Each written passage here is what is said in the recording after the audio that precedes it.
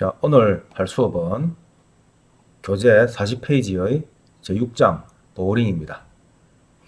먼저 보링이란 것은 조사 집안 속에 구멍을 뚫는 작업을 보링이라 하며, 이러한 작업으로 집안의 구성 상태, 지하 수위의 존재 위치, 시료의 채취, 보링 구멍에서의 표준 관입 시험 등으로 흙의 성질 파악이 이루어집니다. 이 보링 작업의 주목적은 집안을 구성하는 지층의 상태를 명확하게 파악하는 것입니다. 조사의 초기 단계에서는 물리탐사법을 이용해서 간접적으로 조사하는 일도 있지만, 일반적으로 보링 및 사운딩 등으로서 확인되고 있습니다.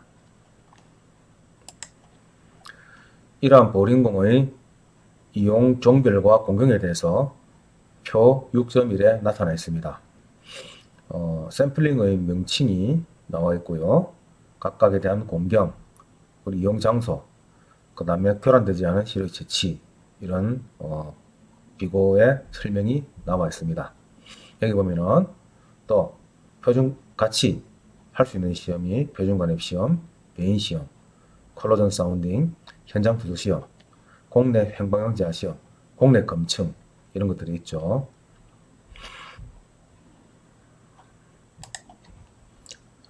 자, 이러한 보링의 기계는 충격식, 회전식이 있습니다. 충격식은 기계 끝에 비트를 달아서 기계의 운전에 따라서 지층을 두드려가면서 부수면서 파들어가는, 그래서 이 부서진 가루를 취하는 것입니다. 회전식은 둥근 통 모양의 추간을 따라서 이것을 회전시키면서 뚫고 나가면서 둥근 통 모양의 시험 재료를 얻을 수 있습니다. 이것을 코어라고 부르며 충격식에 비하면 훨씬 더 정확한 결과를 얻을 수 있습니다.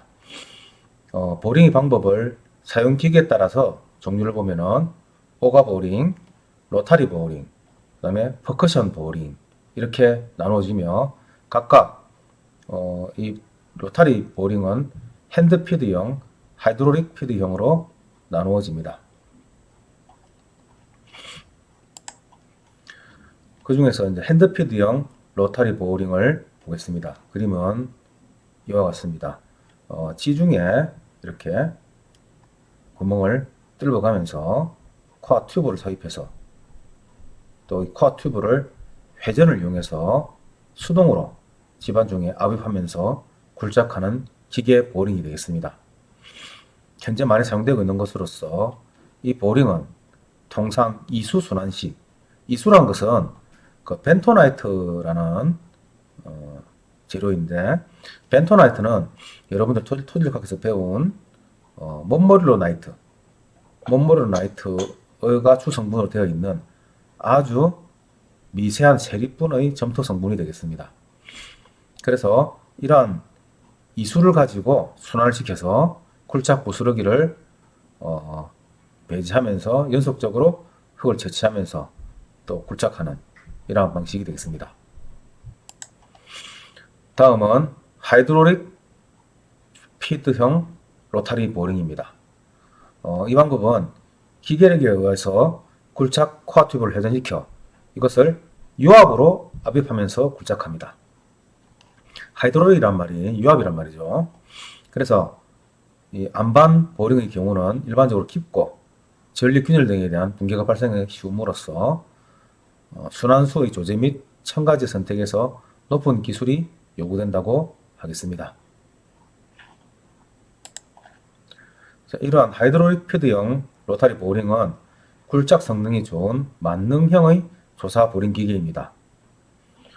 굴착 코어 튜브의 회전수와 그 다음에 압입 추진력을 따로 조절할 수 있고, 그러나 기계 중량이 무겁고 조작이 좀 복잡함으로써 기술을 많이 요구되는 그러한 기계 장비입니다. 일반적으로 안반 보링 및 대공경 보링에 많이 사용되고 있습니다. 굴착 능력은 모든 집안에 적용될 수 있지만 고속 회전과 힘이 강한 점을 이용해서 안반 보링에 많이 이용되고 있습니다. 일반 우리 건설용에서는 굴착 능력이 한 200에서 300 정도이므로 충분히 이 정도의 장비만 하면 충분히 굴착하여 우리가 조사를 할 수가 있습니다. 이 핸드오거 보링은 인력으로서 회전과 충전을 가하면서 집안에서 흙을 제치해내는 것으로서 뭐 이러한 대표적인 호가 있습니다만은 깊은 곳까지는 조사하기가 어려움으로써 요즘에는 거의 사용되지 않고 있습니다. 이러한 보링의 배치 간격은 우리가 건설교통부 구조물 기초 설계 기준에서 제시한 바가 있는데, 이때 단지 조성이라든지 매립지, 공항 등 광역부지에는 철도시에는 100에서 200m 간격, 연락지방 성도시에서는 200에서 300m 간격, 포함 방파제 등에서는 100m 간격, 이런 식으로 구조물 기초 설계 기준에서 정의를 내리고 있습니다. 지하철은 개착 구간 100m 간격, 터널 구간 50에서 100m 간격, 고가라든지 교량 등 교대 교각의 각 1개소씩, 고속전철 도로에서는 절토는 절토구 20m 이상에 대해서 150에서 200m 간격, 연락지방 성토는 100에서 200m 간격, 또 교량, 교대 및 교각의 1개소씩, 그 다음에 산악터널입니다. 경부부 2개소씩으로 한 개 터널에 4개소 실시하며 필요시 중간부부도 실시해라. 경부부 보행 간격은 30에서 50m, 중간부 간격은 100에서 150m. 건축물, 정차장, 하수처장은 사방 30에서 50m 간격, 최소한 2개소, 3개소, 이런 식으로서 보링의 개수를 법으로 정해놓고 있습니다. 다음은 시추공의 규격에 따른 재원입니다. 기호를 EX부터 해서 AX, BX, NX까지 이렇게 케이싱에 대한 코어 배럴의 기호를 정해놓고 있는데, 주로 많이 사용되는 것이 AX와 NX입니다. 그래서 이거는 케이싱의 외경과 또 비트의 외경, 따라서 거기서 채취될 수 있는 시추공의 계락 직경, 뭐 이런 것들이 이렇게 나오는데,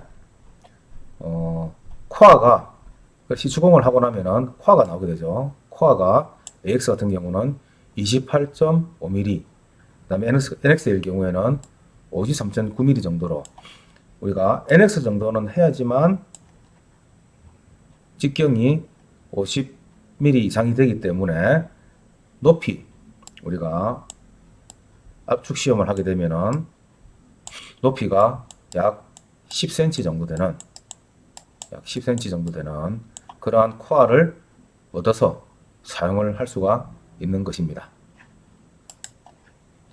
자, 이 그림은 충격식 시추, 퍼쿠션 보링에 대한 그림을 나타내고 있습니다. 아까 설명드렸듯이 이 끝에 사용되어 있는 시추봉을 들어 올렸다가 떨어뜨림으로써 굴진 시추함으로써 깨어진 그러한 시료가 채취가 됩니다. 수세식이 있습니다. 수세식과 또 수세, 회전식 이런 것들이 있죠. 요거는 수세식의 경우에는 물을 이렇게 주입을 해서 절삭이 가능한 그러한 방법입니다. 이러한 시료를 채취하고 나면은 이렇게 시료병에다가 이렇게 넣어 가지고 시료를 보관하게 되어 있으며, 또 끝에 달린 씬월 샘플러에서 채취된 시료는 이런 식으로서 이렇게 채취해 가지고 우리가 시료 상자에다가 담아서 보관할 수 있도록 하고 있습니다. 그래서 이러한 시추 방법이, 이러한 시추를 하게 되면은 시추 주상도가 이렇게 나오게 되는데, 여기 보면은 풍화토, 그 다음에 가장 모래, 풍화토, 풍화암, 보통암, 이런 식으로 각각의 층별로 흙의 종류가 나오게 되며, 컬러, 색깔, 그리고 여기에 대한 층, 그래서 모래층, 그 다음에 풍화토층 0.8에서 4.5, 여기 0.8에서부터 4.5까지가 풍화토층, 그 다음 4.5에서부터 9.5까지가 풍화토층이다. 이때 이 풍화토층의 상태, very dense, 아주 조밀하다. 그 다음에 암으로 가게 되면은 9.5에서 15m까지 해서 시추를 종료했죠. 이때 암의 종류가 셰일이다. 그리고 이때의 TCR과 RQD를 이렇게 나타내게 되어 있습니다. 그리고 표준 가능 시험을 해서 구한 N치를 이렇게 그래프로도 표시를 하고 이렇게 적게 되어 있죠.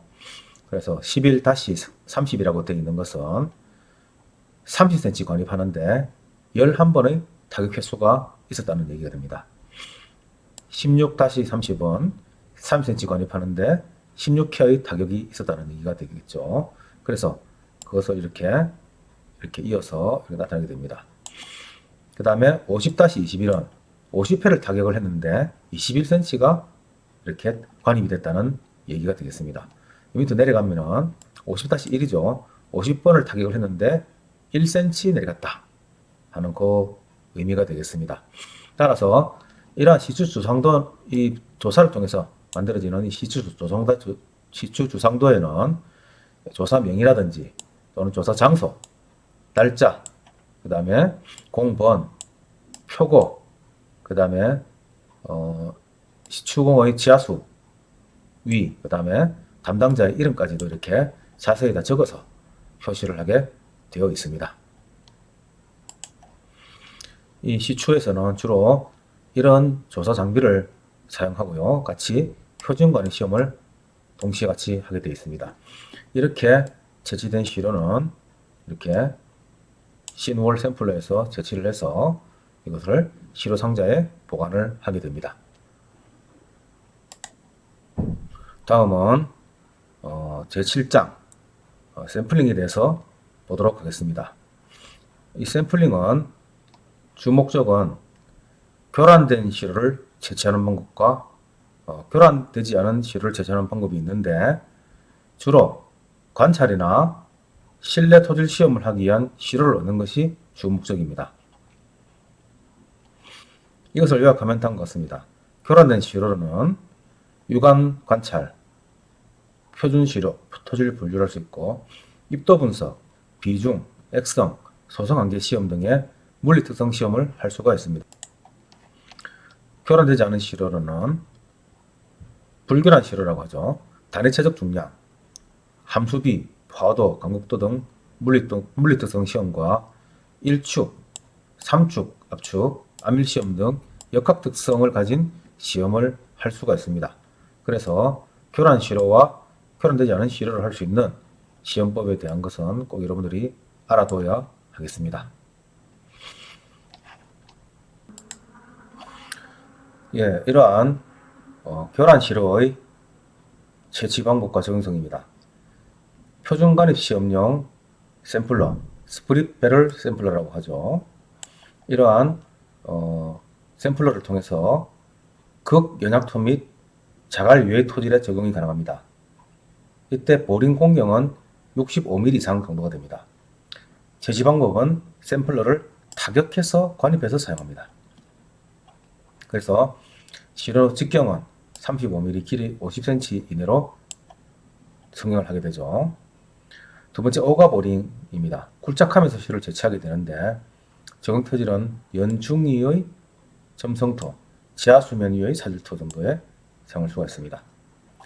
코어 보링은 굴착하면서 시료를 채취하는 것으로서 이 경우에는 거의 모든 집안에 적용이 가능합니다.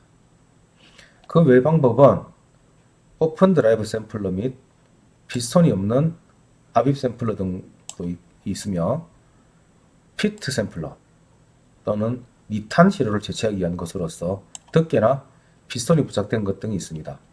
또 블록 샘플링이라고 해서 찝히는 부분에서 테스트 핏, 그러니까 직접 굴착을 해가지고 거기서 채취하는 방법이 있습니다. 다음은 교란되지 않은 시료의 채취 방법과 적용성입니다. 첫 번째로 고정 피스톤식 씬월 샘플러가 있습니다. 이러한 그 샘플러는 N치가 0에서 4 정도의 점성토에 적합하다고 합니다. 공경은 85mm 이상 정도로서 피스톤을 공 하부에 밀착한 상태로서 튜브를 정적으로 연속 압입을 하게 됩니다. 두 번째로 데니슨식 샘플러가 있습니다. 이거는 N치가 4-20 정도에서의 중경길용 점성토에 사용합니다. 다음은 호일 샘플러가 있습니다. 이거는 N치가 0에서 3 정도의 연약한 점성토층에 적합합니다. 그 외에 다른 여러가지 샘플러가 추절 방식, 그 다음에 수압 피스톤 샘플러 이런 것들이 종류가 있습니다.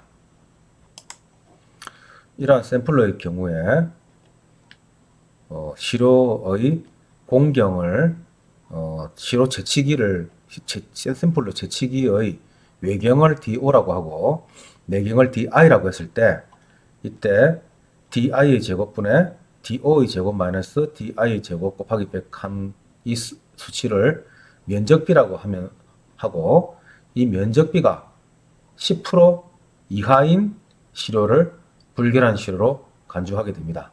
상당히 중요하니까 꼭 알아둬야 하겠습니다. 계속해서 고정 피스톤식 씬월 샘플에 대한 자세한 설명이 나오고 있습니다. 그래서 아까 말했듯이 N치가 0에서 4 정도의 연약한 점성토층에 적합하다 이렇게 표시를 하고 있으며 여기에 대한 자세한 내용은 쭉 한번 읽어보시면 될 것 같습니다. 이게 고정 피스톤식 씬월 샘플러의 모습이죠. 아까 사진으로 보여줬던 샘플러하고 같은 모습입니다. 다음은 데니슨식 샘플러에 대해서도 이렇게 설명이 남아있죠. 이중관으로 되어 있는 샘플러이다. 내관은 회전하지 않고 정적으로 집안 내에 압입된다. 이때 마찰 저항을 경감시키기 위해서 외관을 회전시키면서 니수 보링을 행한다. 니수는 아까 설명했죠. 벤토나이트 액을 니수라고 합니다. 그래서 이러한 설명을 나타내고 있습니다. 그리고 샘플의 구조를 이렇게 그림 7.4에 나타내고 있습니다. 그래서 이러한 샘플러의 종류에 따라서도 시료의 채취 형태가 달라지고 그리고 또 시험 결과도 조금씩 차이가 날 수 있기 때문에 이러한 샘플러에 대한 특성도 연구하는 사람들은 파악을 해서 또 거기에 맞도록 시험을 하게 됩니다. 다음은 호일 샘플러입니다. 호일은 얇은 막을 의미하죠. 그래서 골드 호일 하면은 금박지를 의미합니다. 원리는 샘플러 튜브와 채취 시료의 마찰을 없애기 위해서 그 사이에 얇은 호일 테이프를 넣고 또한 시료의 자중에 의한 압축을 없애기 위해서 호일 테이프를 달아 올려서 장력을 작용하게 함으로써 한 번에 연속해서 긴 시료를 채취할 수 있도록 한 것입니다. 그래서 이러한 샘플의 구조는 그림 7.5와 같습니다.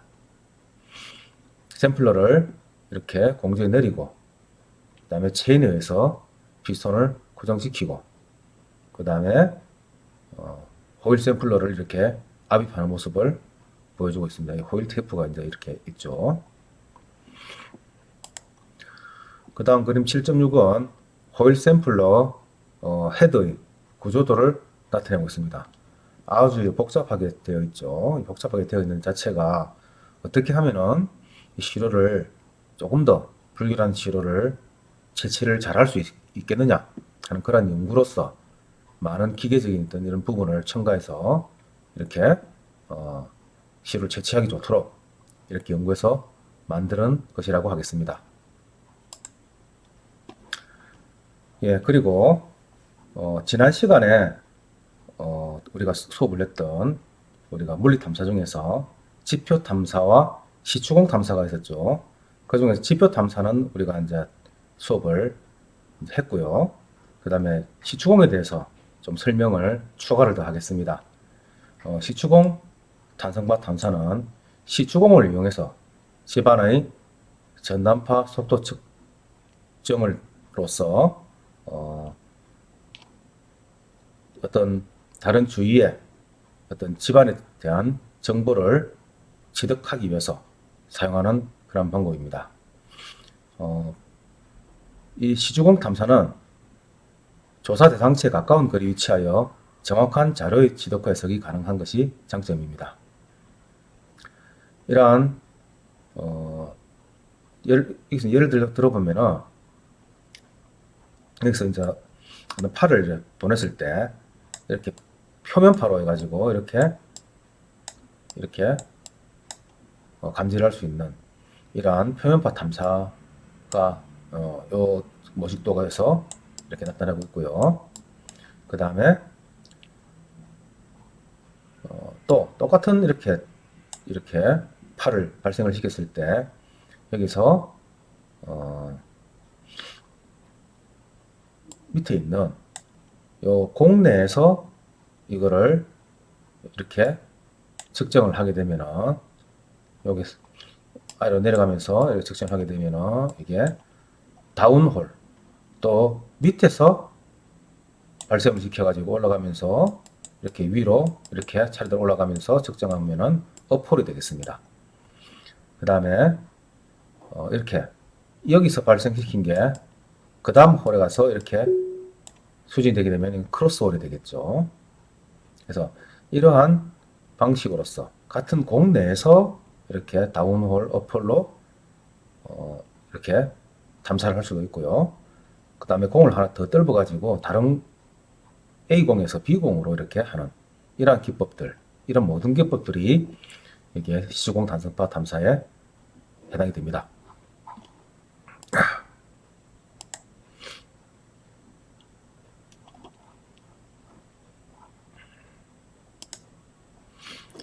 그래서 크로스홀 탄성파 시험을 보면은 여기서 이제 가 진원이 있죠. 여기서 이제 그 팔을 발생시키면은 그 다음 이런 식으로 수증기를 통해서 파의 전달 경로를 탐지할 수가 있습니다. 이렇게 다운홀 단성파 탐사 시험은 지표면에서 발생한 이 가진에 의해서 여기서 충격전을 해모로 충격을 줬을 때 이 지표면에 있는 것이 이렇게 전달이 되겠죠. 이렇게 전달이 내려가면 전달되는 거를 중간에서 삼축 수증기입니다. 이거는 집안의 압축파 및 전단파 속도를 전부 측정할 수 있는 수증기가 되겠습니다. 그래서 여기서 측정을 해서 내려가는 지표에서부터 지중해 있는 토층의 속도를 파악하는 그러한 방식이 되겠습니다. 다음은 음파 검층입니다. 마찬가지로 시추공 내 음원과 수증기가 장착된 존대를 이용하여 집안의 단성파 속도를 측정하는 방법입니다. 똑같이 단성파 탐사처럼 이렇게 홀 안에다가 이렇게 여기 보면은 아이솔레이터라는 이런 수진 장치를 두고 센트럴라이저는 이걸 가운데 두게 하는 그러한 장비입니다. 그래서 음파를 보내서 음파를 통해서 이 전단파 압축파를 다 이렇게 측정을 해서 이렇게 올려주는, 그래서 측정하는 이러한 방식으로서 이 음파 검증은 다운홀 시험이 어려운 깊은 심도나 지표에서 음원을 발생시키기 어려운 교량보 등의 집안조사 등에 효과적이라고 하겠습니다. 그래서 이렇게 우리가 공내에서 탐사하는 이런 방법들에 대해서 이렇게 알아보았습니다.